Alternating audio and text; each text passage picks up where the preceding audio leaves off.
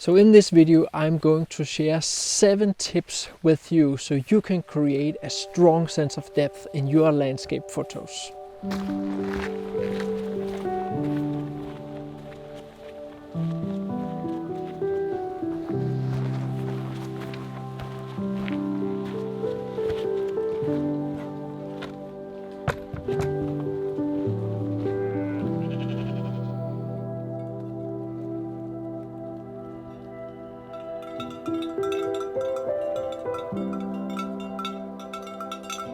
So when it comes to depth, the first thing you can do, and probably also the most known thing you can do, is to use a wide angle lens. A wide angle lens creates a kind of distortion. It shoots wider than the human vision. So it really emphasizes that everything that is close to the lens becomes larger than it seems to be in reality, and everything further away gets relatively smaller. So in that way we can fairly easily get a sense of depth with everything close to the camera being large and everything far away from the camera being small. So in this first case here, you can see how I have all these gnarly branches here on these oak trees. And yeah, you can hear the sheep here in the background. And I'm just playing around with a few different compositions. And it looks really nice, this one here. So I'm also going to try another composition where I am a little bit closer to that branch there. But first tip is to use a wide angle lens.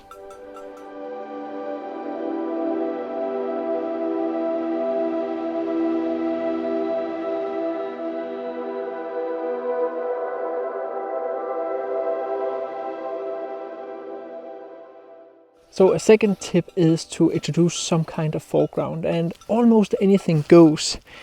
In my example here, it's just a sheep trying to eat my microphone. So in this example here, I have a little patch of heather here in the foreground, and that patch of heather simply just works as the foreground, and then I have the trees here in the background. It almost doesn't matter what it is, as long as you have an identifiable foreground and an identifiable background, then you automatically create some sense of depth in the photo.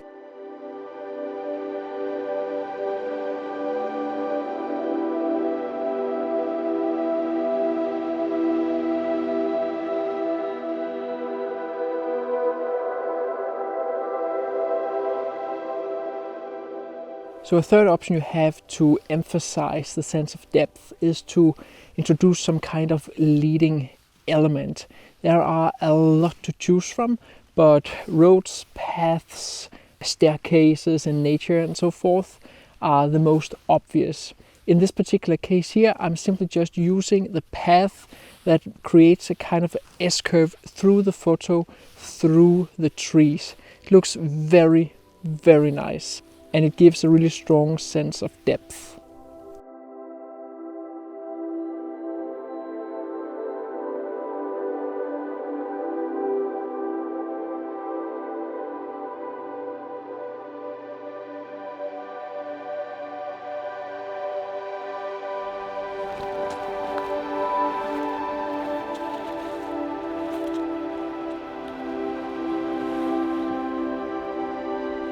So a fourth tip is in regard to having the same element throughout the scene.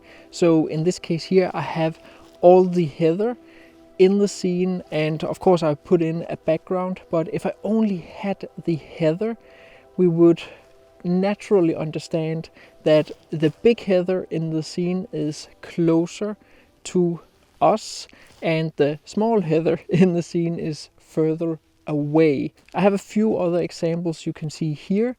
One is here with this lavender field. As you can see, I only have lavenders in this shot. However, we have a very natural sense of depth because the lavenders in the foreground is bigger than the lavenders in the background. I can almost not describe it any more obvious. So in that way you can use the natural perception of depth to create depth. Yeah, I hope you understand what I mean, because it's actually hard to put into words something which is so obvious.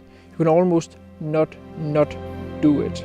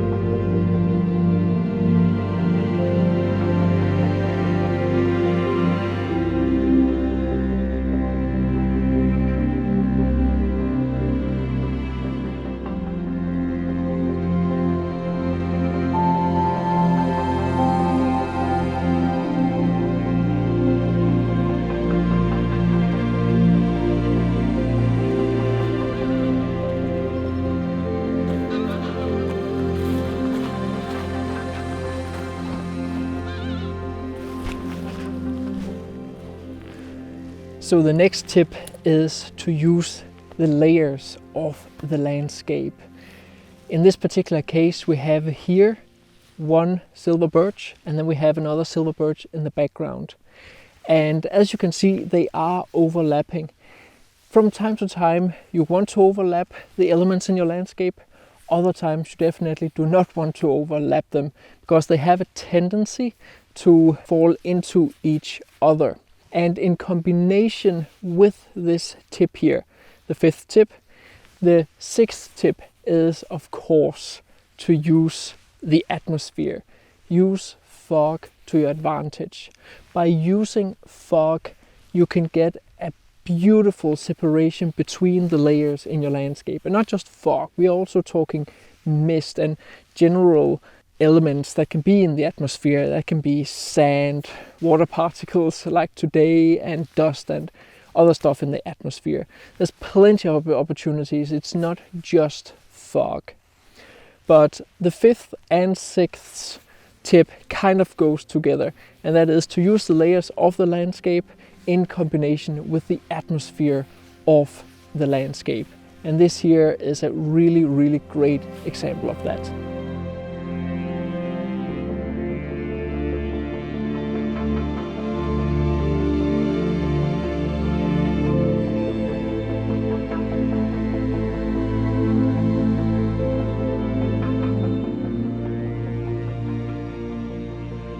If you want to learn to edit your photos like I do, I have released my huge Photoshop for landscape photographers course. Here I dive deep into masking, luminosity masking, dodging and burning, adding glow and atmosphere, focal length blending, focus stacking, cleaning photos, and much more. There are both a link and a discount code in the description. Be sure to benefit from the release offer before it runs out.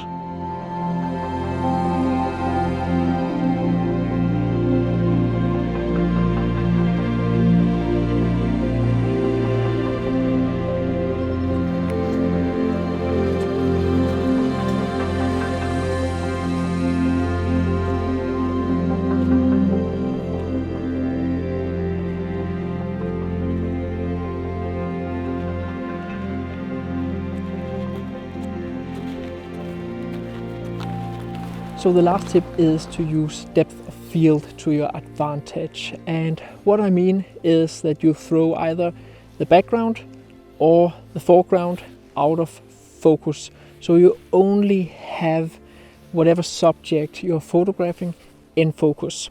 And as you can see right here with me, when I move the camera closer, I'm throwing the background more out of focus, and then when I move it away, it comes more into focus. So there are a few different things that determine your depth of field. And the first thing is the distance between the camera and the subject. The second thing is the focal length, and then there's of course the aperture. So if you zoom all the way in, you have a better chance of throwing things in and out of focus. When you move closer to things, the background becomes more blurry, out of focus, or the foreground does too. And when you open up your aperture, you are also creating a shallower depth of field. So as you can see right here, I'm focusing on some of this heather right here. And I'm simply just shooting at f4. I've opened up the aperture as much as I can, shooting at 105 millimeter. And I'm fairly close to the heather too. So in that way I am creating quite a strong sense of depth by throwing a little bit of the foreground and all of the background out of focus. And even though this was the last of those tips, be sure to hang around, because I'm just going to show you a few different examples where I combine these tips.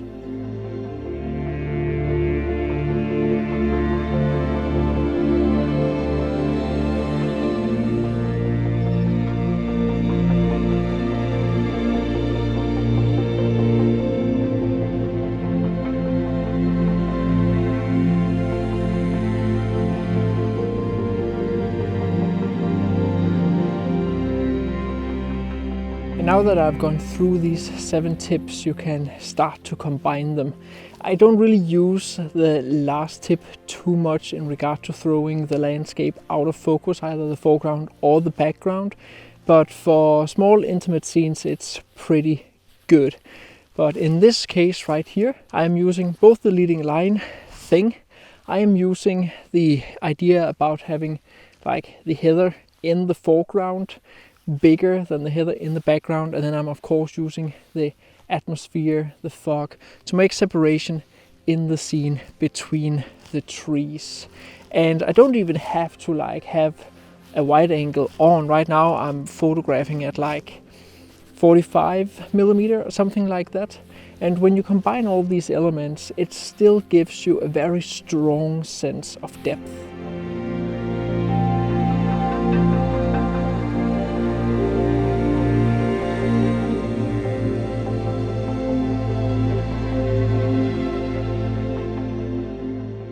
So here's another example with a leading line that just leads into a background, and I don't know, it kind of feels a bit like cheating. It's fun, but it's like, you know, a cheap parlor trick to just have a branch that comes directly towards the camera. However, it does create a strong sense of depth. And when I'm shooting it at 24 millimeter, the depth gets just emphasized even more.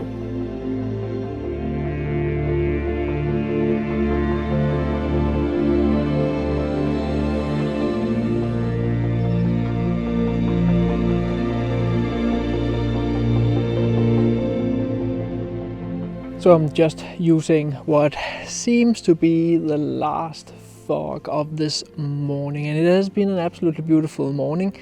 And this particular shot just goes to show that you definitely do not need a wide angle lens to create depth. You can use those other tips that I've shared about the layers, maybe throwing the foreground out of focus, using the atmosphere, using the fog, using the separation, and yeah, as I said, using the layers, but having the elements of the scene overlap, so it's obvious that there's something which is closer to the camera than the thing that is further behind.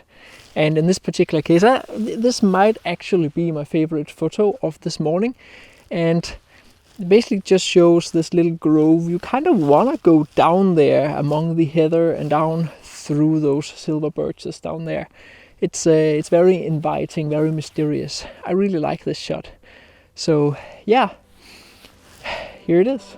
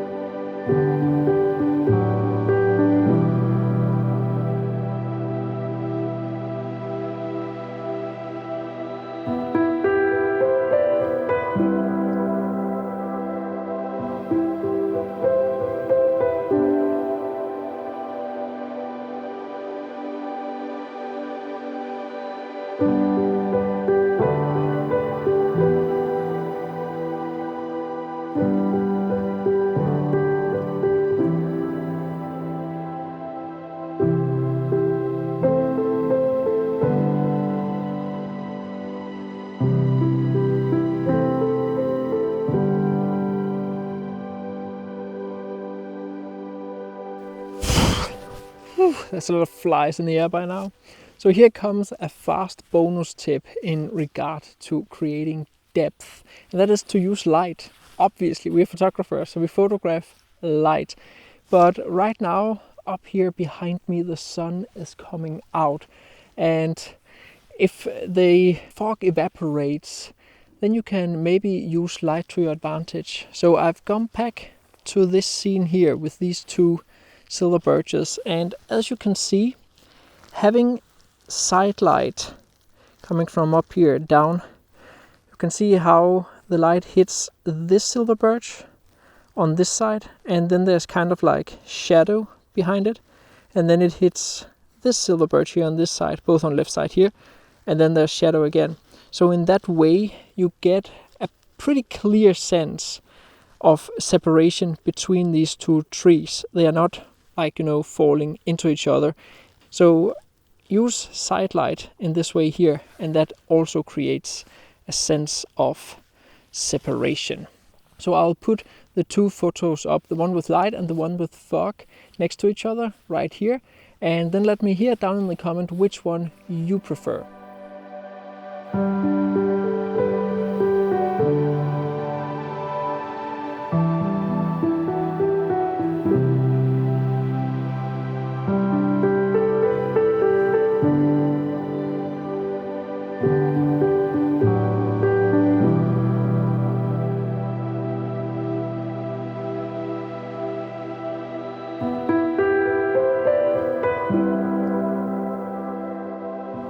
I also want to say a massive thank you to all of you who enrolled in my Photoshop for Landscape Photographers course. There's links down in the description for it, but it really means a lot to me that you guys want to learn Photoshop from me and learn how I post-process my photos. Selling my products is the reason why I can have landscape photography as a job. So it means so much to me. So thank you all so much from the bottom of my heart.